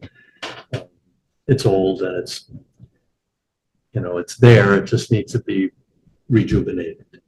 So I'll keep an eye on that. Now, we have to kind of decide at some point what do we want to do with the windows here in the building. I got that nice guy that came down and spent quite a bit of time with him. We measured every window in the place, and he gave us, $120,000 idea on replacing the windows. But he also told us that they can be done piecemeal. You can do little at a time. I just don't know how we do that in the bid process. Or do we bid the whole job out at some point and put money away for it? I'm probably going to talk more with Matt about it, because we have some pretty rotten windows in the back upstairs that are pretty bad. I mean, he kind of spiced them up a little bit for us. Matt's been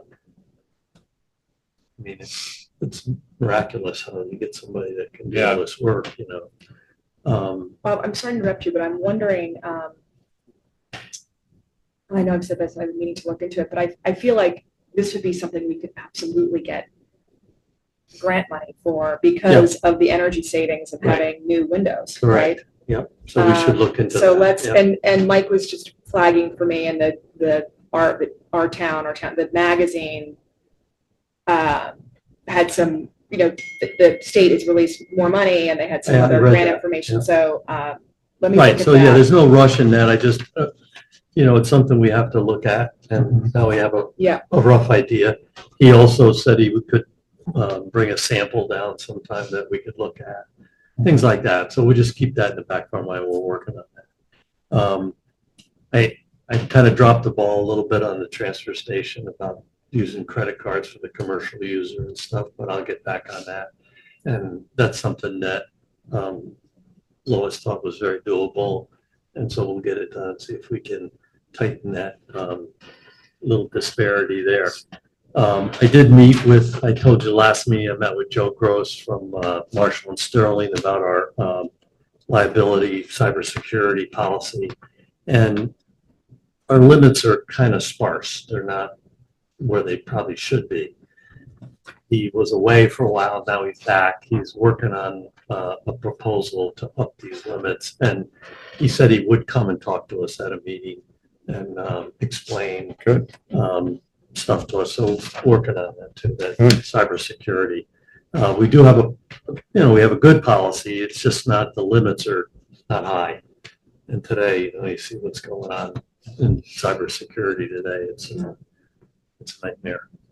The auto dealers just got CDK, which is What a nightmare that what was. is like 100,000 dealers or something.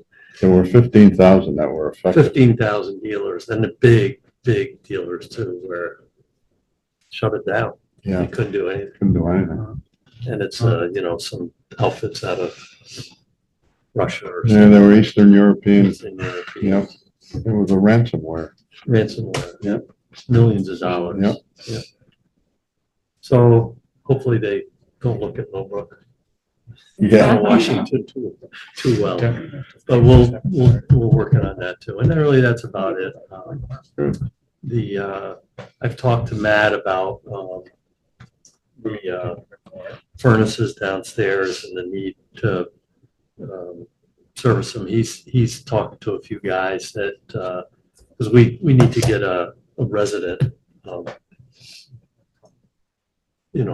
somebody that we can just call to Yep. service Yeah. stuff when it fails. Yeah. So Matt and I are working on that. That's about it. Good. Danielle Thanks, Bob. takes care of everything up to pool so well. She does. Mike, we started to look at research on what could be the enhancements up at the town pool as far as the grounds itself and some of the areas that are less used than it used to be, like the Little League field. Some Matt's work on the basketball court and putting in a immediate pickleball court. I contacted a couple of contractors and passed these around. These are estimated costs of what a full installation would be for one court. The average, if you look at all of the specs and what's needed and how it's done, the average cost would be $46,700 for one court. We would be looking at maybe adding 2 or 3 more courts on that Little League field. So in preparation for the budget process that will be starting in August and run through September, after doing this project, I approached Matt and Jonathan on looking at another safety issue up there, which is another exit out of the town park in case anything ever would happen on the main entrance where people could not get out. And we looked at the perimeter of the property, and we have 61 feet of clearance on Little Rest Road, which is part of the park. Bobby has talked to some neighbors about us perhaps clearing that area. So Matt and Joe and I are going to take a look at that in August after camp's done. We'll do a look at that and see what it would take to clear the area so that it would become an emergency exit or an exit for choice during camp. Right now, when camp is breaking, cars come in the main entrance, they stack up, they go around the turnaround, they line up in front of the building, children will walk down to the cars, and the cars kind of funnel out. Sometimes, Backs up if the main gate is not opened immediately, they sometimes back out on 44. And so you got tractor trailers and stuff passing cars who are waiting to get into the park. If we were able to clear some land, and Joe feels it is possible, to get out onto Little Rest, a one-way out, where we would have a gate, whether it's a cattle gate or a chain gate inside the park, and another cattle gate on Little Rest, which would be controlled by locks that could be opened during camp. People could come in, pick the kids up, go out that way rather than coming around. It would also give access to Matt and anyone else that's doing maintenance on the grounds, an exit out without having to go through the road where children will be crossing to get into the pool area or the picnic grounds or the basketball court. So that's another cost I'll try to get a look at. I'm also going to meet with Skip, take a look at the entrance again, and where the old backstop is on the non-Little League field, the field that slopes up, dressing that up a little bit more with perhaps a stone fence or a stone area similar to what's between the diner and the funeral home. Yeah. That would be, as you're driving in, that's what you would look at and put the seal of the town on that to kind of dress up the entrance. I'll get cost on that. Another thing, I talked to Michael Schultz, going back to your question about if we have a pickleball court up there now, how late into the evening can people use it? Well, they can only get access up to the time we close the pool. We've talked about if we're going to do improvements to the park, how do we get the park open where people have access for much longer periods of time, similar to what you have access in Trinity Garden or other parks that I've researched in the community, where they open at sunrise and they close it at sunset. Michael's going to do some research for me to find out if we can get code-operated electric gates, where you can program the gate to open at a certain time, you can program the gate to close at a certain time. Therefore, Danielle's not responsible for running up there and locking it or unlocking it. But also, I've run into this down in South Carolina. Some of the town beaches have these gates on them. If you're on the property when the gate closes, there's a sign that says, here's the phone number for the car towing company that will come and get you out. You'll get fined, you pay that cost, but you also get fined for being in there after hours. So I'll do some research and get those kinds of dollars. We can then put these all together and look at during budget prep. Are there ways we can pay for this through tax structure? Or if not, pull all these out, get them into a list, and then maybe address the public on developing a fundraising effort. Typically, that's what Stanford did, and they were quite successful in it. If we can do other ways of maintaining a structure where we can set aside certain dollars each year to handle these unexpected costs in the building and up at the rec area, the busted pipe, the roof leak, the concrete wall on the pool. All these things are nobody's fault, but it's aging. So I'll start collecting those kinds of research pieces where we can put these together and look at mini projects, or we pull them together and say, here's a massive project. It could be anywhere, who knows? Quite a few years ago, when Fussy was supervisor, we were talking about tennis courts, pickleball courts. Exactly. And somebody said, well, why don't you just put them in the front of the pool where, before you get to the gate, but there's no place to park. Yeah.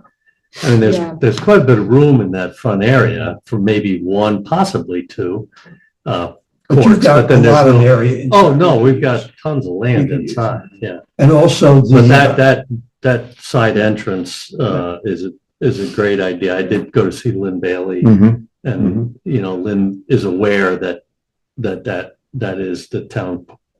Right away. And Jonathan has looked at the plot, and there's 61 feet of access onto that we could apron.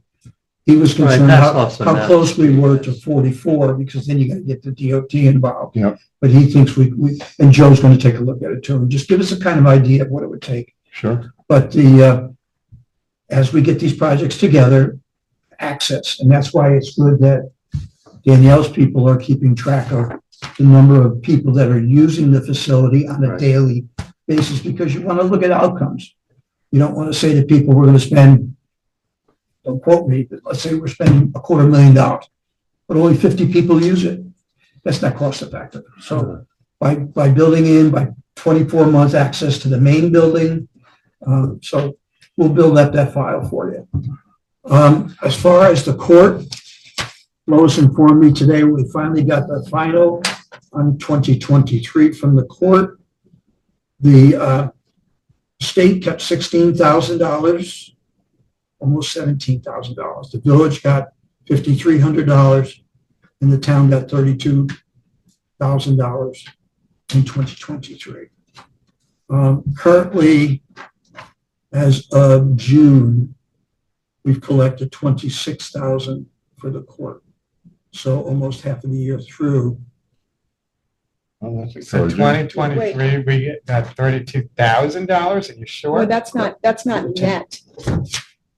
not. No, that's not less net. That's expenses. just- Yeah, that's that's just just- our, right. what we, yeah. Those are the allocations. That's what we got. Correct? Those are the allocations. Yeah, but then The you, state got 16, the village got 5, and we got 32 out of a total of 54,000 that were collected in 2023. So we are doing better than, We were Than doing much better expected. at the end of 2023. yeah. Right. Yeah, I guess so. And how have our Yeah. court expenses, how is it doing now that we've reduced the number of justices? We won't be able to see that impact until the end of this year, right? I would compare. Yeah, because the we did 6-month have, period. right, we did have, Would just be in payroll. Right. So that would Yeah. be- But we gotta look at the other, that'll be part of the budget process, So we're too. saving 18,000. Yeah. A year. Yeah. Right. By having one. yeah, Right. it's And I great. spoke to a state trooper who said they are writing some more tickets. But again, it depends on what the negotiation is between violator and our judge and so on. So Mhm. we're trying to stay on top of that. I also attended a defender. meeting with the county executive that was held here. Gary asked me to attend. He had to step out, so I stayed for the whole meeting.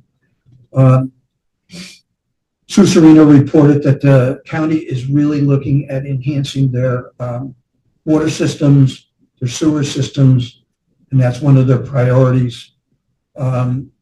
Stanford talked about they're having problems with their water and sewer systems, so they're going to need assistance on that. Mike Herzog talked about the $10 million upgrade to the water system here in the village. There are projects that the county is working on, one of which, Gary, you can give more detail because I'm not sure. Yeah, They're putting towers up throughout the county to enhance the communication of their radio systems for their highway and their emergency people. right. And I believe they're putting one here in Hammond Hill. Hammond Hill. Yeah.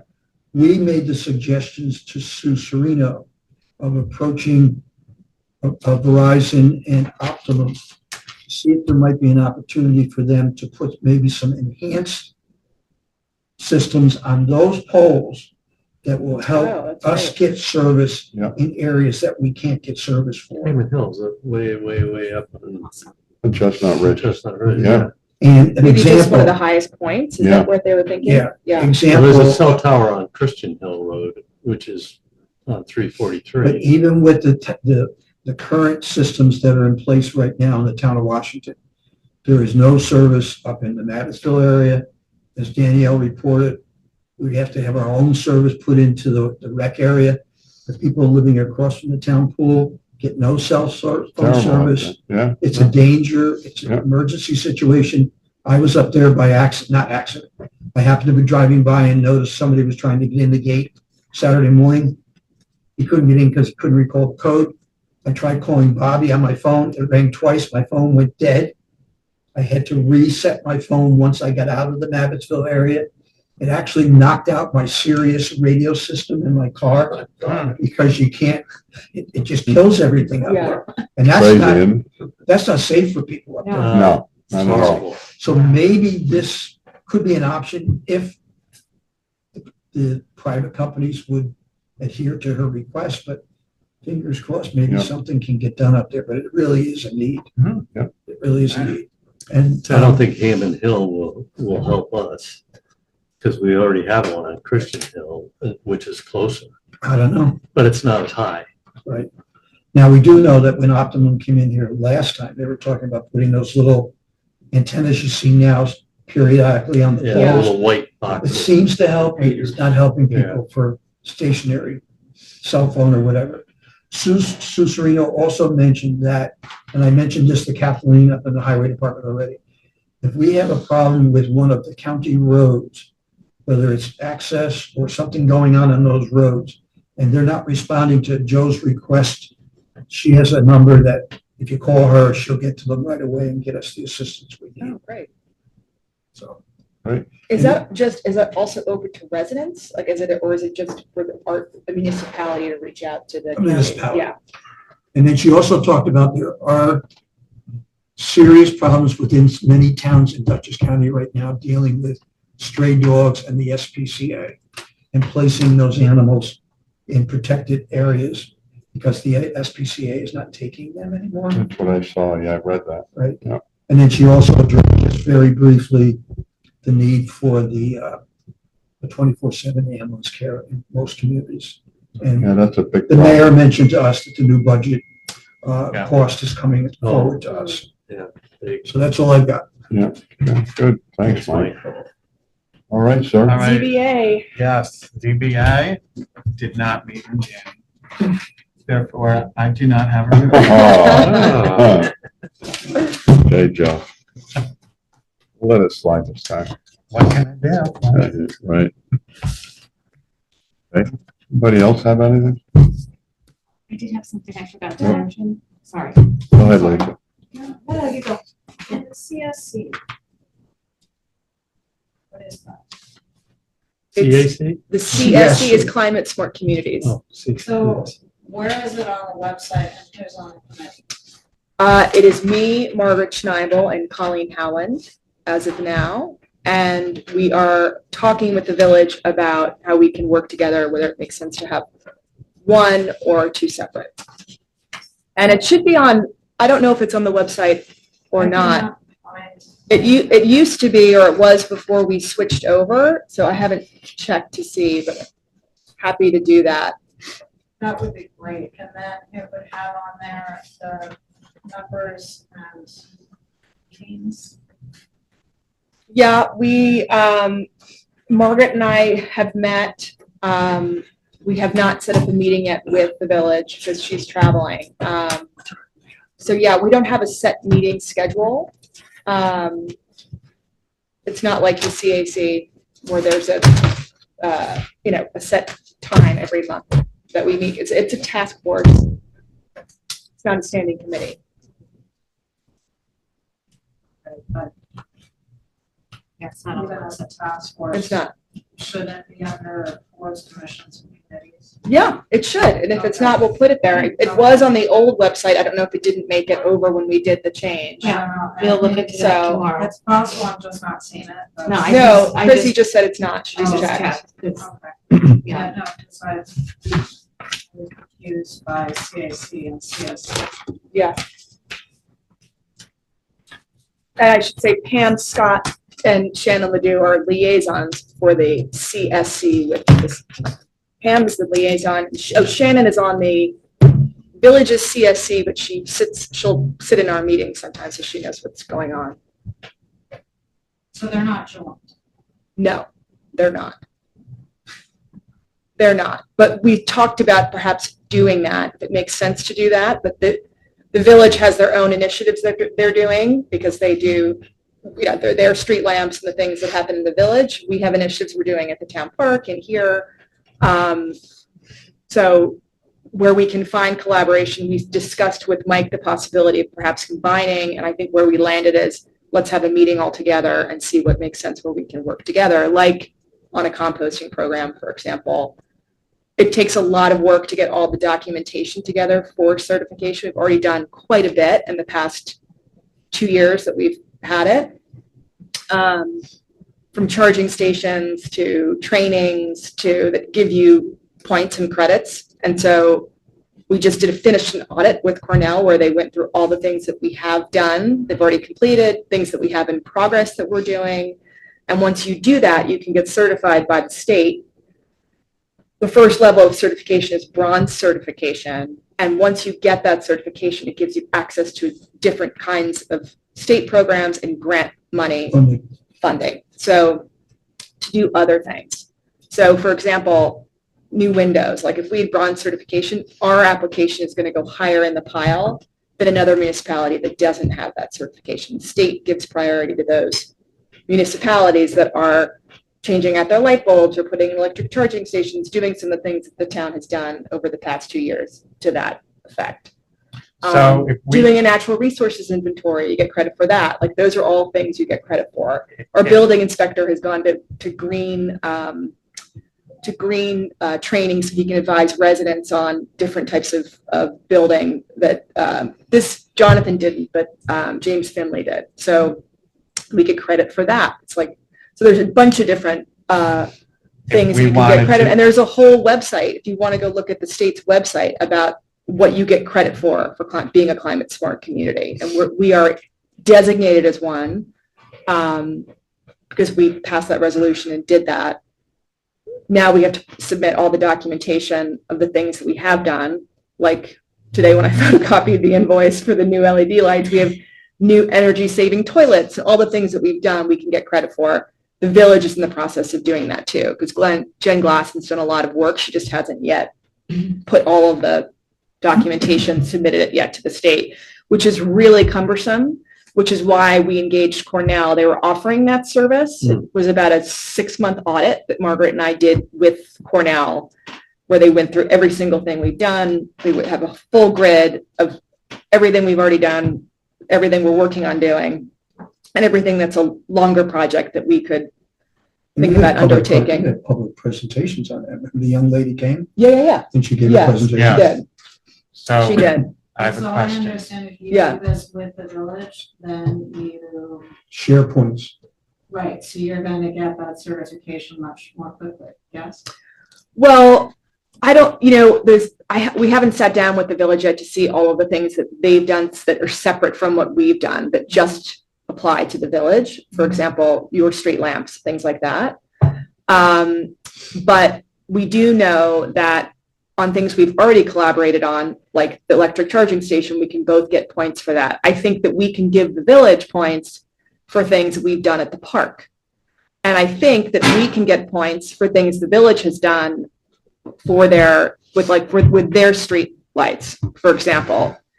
But what Cornell has given us that roadmap to be able to sit down with them. They have not engaged I don't believe, I have to confirm that, but from my understanding from Mike, they didn't do the Cornell audit. It's an incredible amount of work. It's an incredible amount of work. And so we're putting together all of that paperwork. I think they're doing their own thing, but where we can collaborate together and share points will get us to that number. It's 130 you have to get to for points. Doing the NRI is a lot of points, for example, and we did that with the village, so we'll both get points for that. But where we can find areas to collaborate to get points, and where we can collaborate on programs like composting makes great sense for the community. So we're going to see what we can do there. That's kind of our next step, is to get that group together and talk that through. So I have a question. Yeah. I have to go, unfortunately. I'm 15 minutes late. Okay. This thing. But tell me, ask me your question. The windows on this building, Yes, if we replace them, we yes, get points Mhm. because it saves us big energy. time. And Right. but My question is, Yeah. how do they give us the points? Is it based on the money we spent, or like how do no, the it's the points? action itself. So if we, for example, if we did an energy audit of this building, we would get points. If we replaced our windows that with energy saving type windows, we would get points for that. But They have my point And just the is, action, we have to submit the invoice of the work order and all that paperwork to show that we've done it. to show that we've done it. Not the amount of money that's And they spent, but decide how much points? there, you can already see, there's a grid of how many points are designated for each item. Like creating a climate smart community, designating yourself as one, you get, I'm throwing out a number, I don't have the numbers in front of me, but 10 points, for example. Okay. Doing an NRI, you get like 25 points. That's a Okay. really big one. So where are we with our points? Do you know? We have like 80 or 90 that are like definite. And the other thing too is this is where Cornell was being helpful, super helpful to us. And of course, the woman that was so great and helped us with the report has now left Cornell. So that's another, there's been a lot of turnover there. So anyway, what part of it is almost like, I don't know, submitting paperwork to any kind of organization. Okay. It's a bit subjective. Like they'll look and be like, I don't know if this is enough. Like where we do like an energy audit, Mhm. they want it to be super thorough. Like there's certain things that are very cut and dry, but there Yeah. are other things that she said you want to make sure you have as much documentation as possible so that you actually get the full credit. And, for example, there's one that's kind of open-ended. It's like educating the public about, flood plains. Like I'm just throwing this out there. That's, what does that mean?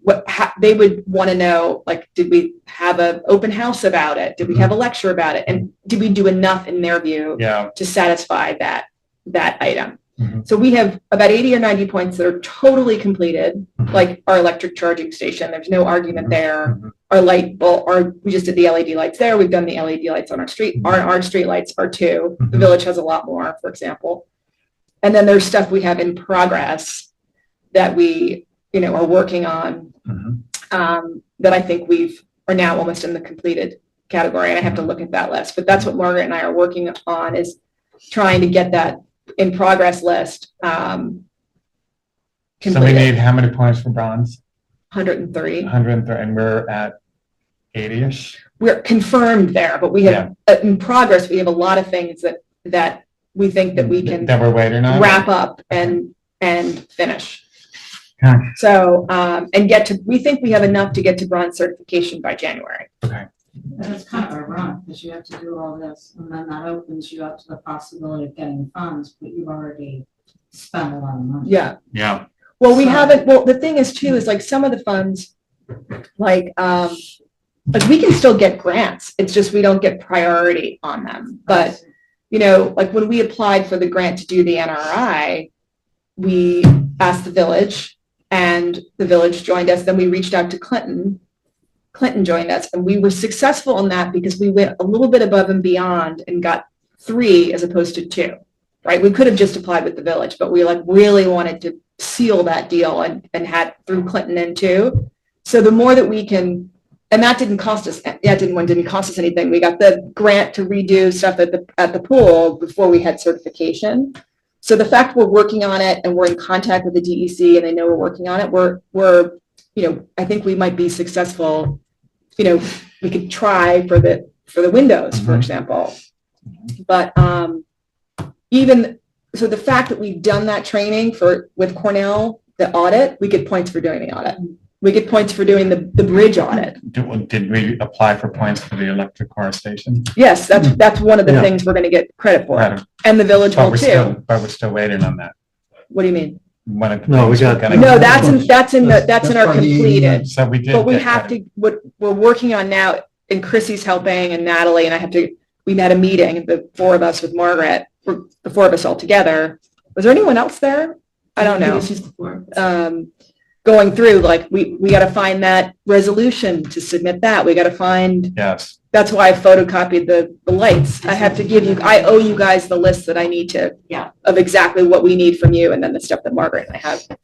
I'm so sorry, guys, I'm late. All right. Go ahead. Yeah, Hey. gosh. Well, But I Okay. came earlier to sign so that you wouldn't be waiting Thank for me. Yep. thank you. So mine's super quick, Yeah. yes or no. Monday, Natalie will be on maternity leave, Kristen's on vacation.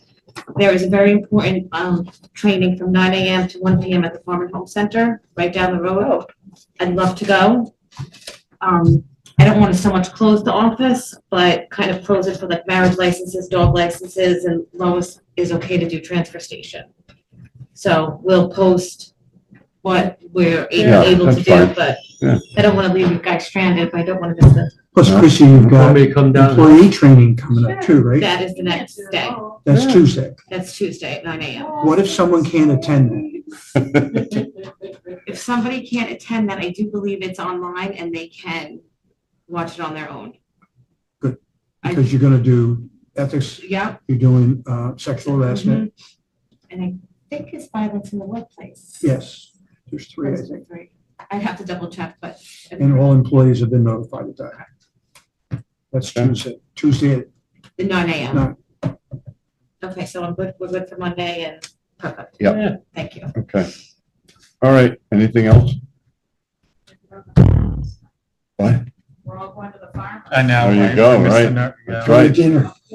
Got us Oh, is that- support them. that's tonight? Yeah, tonight. Howard, do you have Tomorrow anything? night. for- Tomorrow night, and then parades. What? Yeah. We want to get these bills paid, and then we're gonna go to fire. Early dinner. Go have dinner. Joe, thank you for being on. Hope you feel Joe? better, Joe. Thank you all. Can you hear me? Yeah. Yeah. Thanks very much. Thanks for your indulgence. Hope you recover quickly. Take care. Thanks very much. Thanks, Thanks, Joe. Joe. Good night, everyone. Good night. Good night.